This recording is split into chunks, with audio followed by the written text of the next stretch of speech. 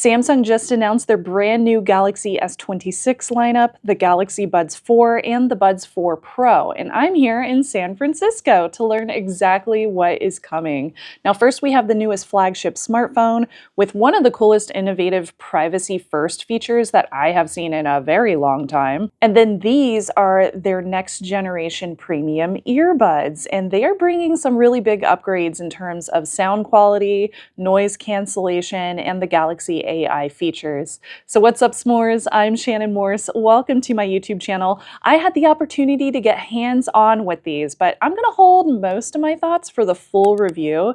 So here's your first look at what's new, when they launch, and what you can expect. So this is a first look, not a review, so keep an eye on my channel for the full in-depth opinion piece. For the three new phones, let's talk about hardware because Samsung did make a few important upgrades to this lineup. Samsung says this is their thinnest and lightest Ultra ever. They switched from titanium to their upgraded armor aluminum to make that happen while still maintaining the durability. And visually, the camera system has this new translucent design around the camera housing. The color options include a white color, there's a really pretty sky blue, there's a black, a gray color, and then the violet one, which is almost a grayish violet color. Now powering everything is the brand new Snapdragon 8 Gen 5 for Galaxy processor. With that comes some improvements to performance, specifically the CPU, GPU, and the NPU. That last one is really important since they're also packing AI into this phone. Samsung also redesigned the cooling system, especially in the Ultra, with a larger vapor chamber. They had that on display and it looks really cool. They also upgraded the displays. The models now support true 10-bit color. They also added ProScaler, which uses AI to upscale lower resolution content, so it looks sharper and clearer. Charging was also upgraded, which I'm very excited to see. 60 watts wired plus support for super fast charging 3.0. Still no magnet in the back of the phone, but it is Qi 2 ready for 15-watt wireless. The Ultra has a 5,000 milliampere hour battery, 4,900 in the Plus.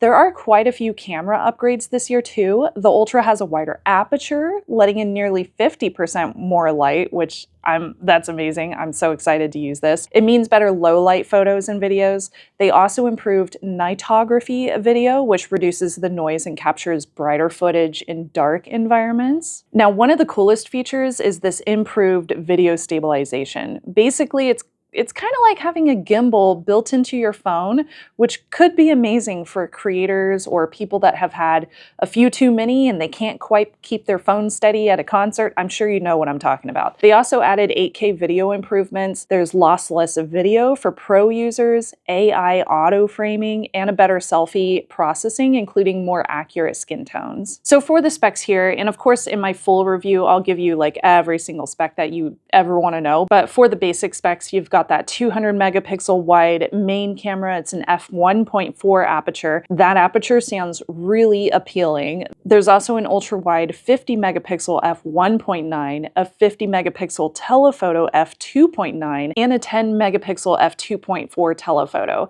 And yes, it can still zoom to 100 times. AI photo editing is expanding, so you can now add objects to a photo now. Like say you have a picture of a hat in your gallery. You could add that to a prompt and then AI can put that hat on your head. Audio eraser is now expanding to third-party apps via a quick panel control. I really want to test this out because audio eraser is very, very handy for erasing things to make my videos sound better, so I actually use it quite often. The S Pen is still there. Physical SIM is still there. So happy to see those. I use the S Pen pretty much every single day when I'm doing video edits and I need very precision work to be done.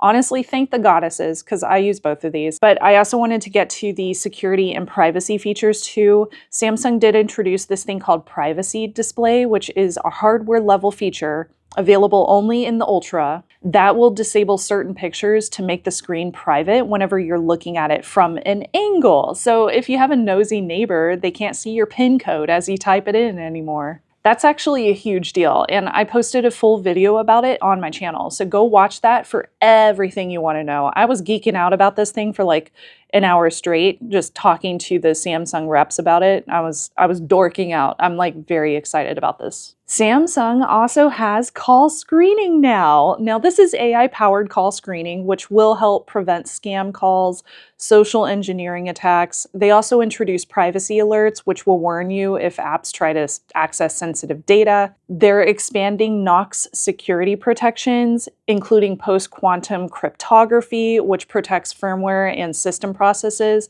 against future encryption breaking attacks. Now, realistically, quantum threats are not going to be an immediate problem for most users, but this does show you where mobile security is going to head. We've also got 7 years of OS and security patches and updates to look forward to. Now, of course, the prices. The Ultra starts at $1299.99, the Plus is at $1099.99, and the regular one is going to be at $899.99. The Ultra gets 12 or 16 gigs of RAM with up to 1 terabyte of storage, and the Plus and the regular will get 12 gigs of RAM, just 12, and 256 or 512 gigs of storage. So 3 new phones, one very cool and innovative privacy feature, lots of AI. Now, if you're finding this video helpful, a subscribe would mean so much to me. Subscribing is a very simple way of showing me which videos you find helpful, which ones you like, and it tells me which direction I should take my channel in. Also, a big Patreon shout out to my s'mores.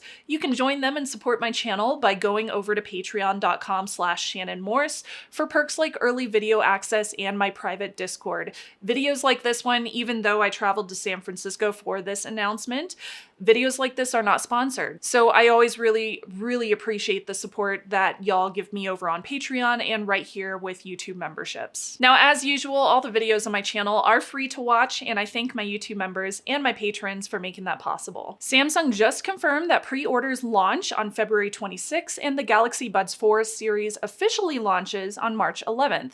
There are 2 different models. First is the Galaxy Buds 4 that will cost $179, and the Galaxy Buds 4 Pro will cost $249. They will come in a few different colors, including this gorgeous pink gold option, which I'm obsessed with. I love my colorful aesthetic technology, y'all know. So the Pro model obviously stays right in that premium flagship earbud category, which makes me very interested to test them full on and see how the sound quality is. Samsung redesigned both models with what they're calling a new blade design. They use AI-driven modeling and thousands of ear scans to refine the shape with the goal of making their most comfortable earbuds yet.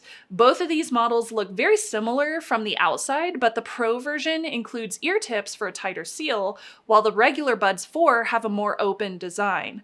They also updated the case with this new clamshell cradle design and stronger magnets for easier storage and charging. Of course, the sound quality is the major focus this year. The Galaxy Buds 4 Pro include a new dual speaker system with a larger woofer for deeper bass and a separate tweeter for clearer highs. Samsung also added support for 24-bit 96 kHz high-resolution audio using their Samsung Seamless codec. This is going to allow for higher quality audio playback whenever you're pairing it with just supported Galaxy devices. Samsung did say these upgrades reduce distortion and they improve overall clarity across the full range of sound. Samsung also introduced adaptive ANC 2.0. Now, this system automatically adjusts noise canceling levels based on your environment in real time. It can also detect emergency sounds like sirens and temporarily adjust so you can hear what's happening around you. They've also added adaptive EQ, which adjusts sound based on how the earbuds fit in your ears. That sounds really interesting. All right, bringing it back to the news, Samsung also told us that they are improving the voice calls. The Galaxy Buds 4 include machine learning, noise reduction. I've seen this trend with some other earbuds this year, so this is really interesting to me.